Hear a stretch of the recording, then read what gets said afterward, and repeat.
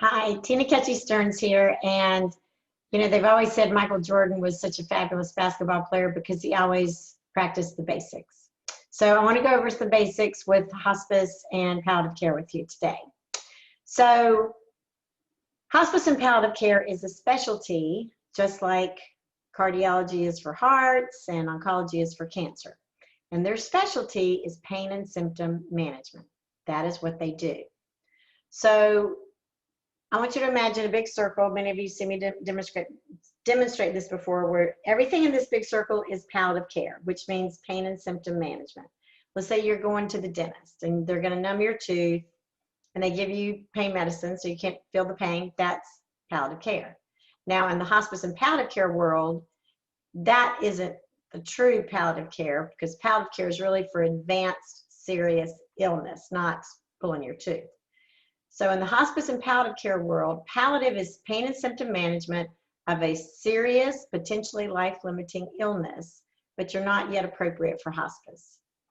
So when are you appropriate for hospice? So hospice is two things: 6 months or less prognosis to end of life, and no longer seeking curative treatment.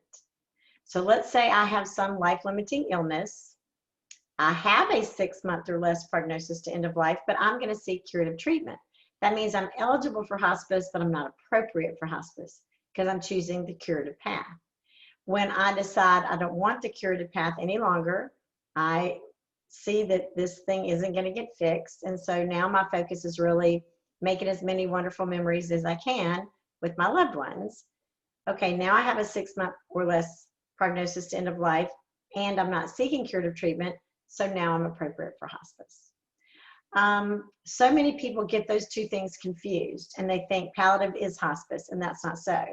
While I was seeking that curative path, I may have had pain and symptoms due to my illness.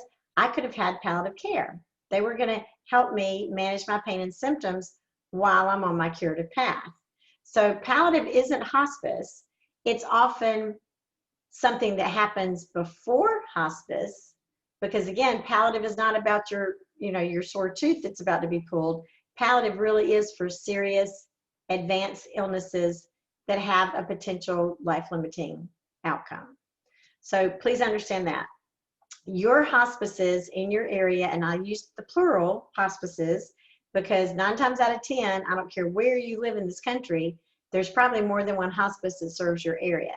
So I really want you to reach out, find out how many hospices serve your area, what are the differences in their services. There are 4 core services every hospice has to offer. Routine home care, meaning they're going to come into your home to care for you.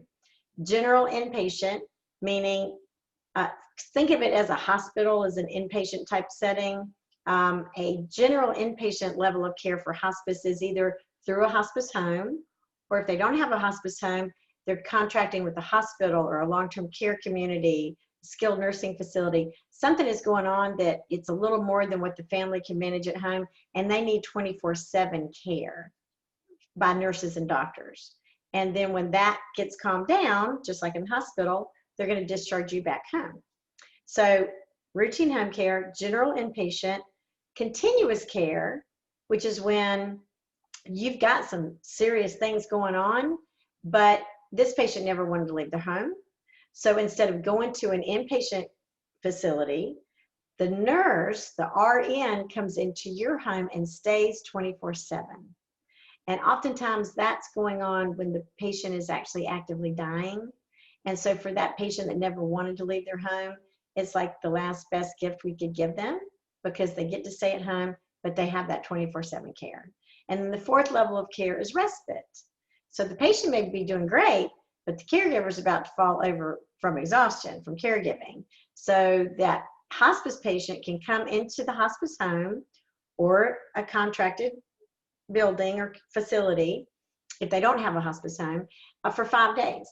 And that's simply to give the caregiver a break. So those are the 4 requirements of every single hospice. They have to offer routine home care, general inpatient, continuous care, and respite. Beyond that, hospices will differ a little bit. Some might have massage therapists, some may have art therapy, music therapy, I think the vast majority of them offer free grief counseling. Anyway, my point is, look into how many hospices are in your area, how did their services meet your needs, and make sure you pick the hospice that you really want to use. But understand there are multiple hospices. So I don't want to get too much into the weeds with this. I just wanted to go over those quick basics.